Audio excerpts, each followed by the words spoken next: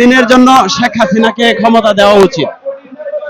মানে আজকের একটা দিন চিন্তা করেন, লাগাতার অবস্থান কর্মসূচি, তারপরে ওইদিকে শিক্ষকদের অবস্থান কর্মসূচি, এইদিকে হচ্ছে আপনার এই গ্রামীণ চতুর্থ শ্রেণীর কর্মচারীদের অবস্থান কর্মসূচি। তো এই সবকিছু মিলে যে বিষয়টা দাঁড়ায়,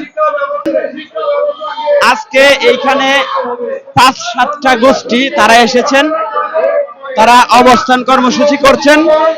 পাশাপাশি ঢাকা শহরটাকে একদম অচল অবস্থা করে দিয়েছে। বিভিন্ন জায়গায় সিএনজি চালক যারা রয়েছেন তাদের অবস্থান কর্মসূচি ছিল, বিক্ষোভ কর্মসূচি। সবকিছু মিলিয়ে মানে এমন একটা নাজেহাল পরিস্থিতি তৈরি হয়েছে যে ইউনূস সরকার ক্ষমতা আপনার যে দায়িত্ব, সেই দায়িত্ব নেওয়াটাই ছিল তার জন্য ভুল। এই জন্য আমি যেই বিষয়টা বলি যে বাঙালি জাতিকে ঠিক রাখার জন্য, সঠিক পথে পরিচালনা করার জন্য আপনার শেখ হাসিনা সরকারের বিকল্প নাই। কি কারণে? এইগুলোরে এখন আপনার এই যে যারা অবস্থান করতেছে, যারা বিশৃঙ্খলা সৃষ্টি করতেছে, যারা এই সমাজে অনিয়ম আপনার দুর্নীতি করতেছে বা আইনি শাসন ব্যাহত করতেছে, তাদেরকে আসলে না পিটিয়ে সাধারণভাবে বুঝিয়ে শুনিয়ে আমার মনে হয় না যে সঠিক পথে নিয়ে আসা যাবে।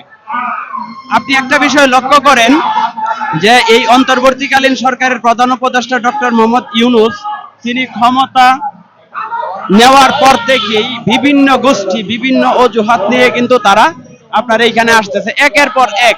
মানে ওই যে আমি পূর্বে একদিন বলেছিলাম যে আটপুর পরিবারে নববধূ আসলে যে বিপদটা হয়, তো ইউনূস সরকার এসে ক্ষমতা নেওয়ার পরে আমরা কিন্তু এই বিষয়টা লক্ষ্য করতেছি।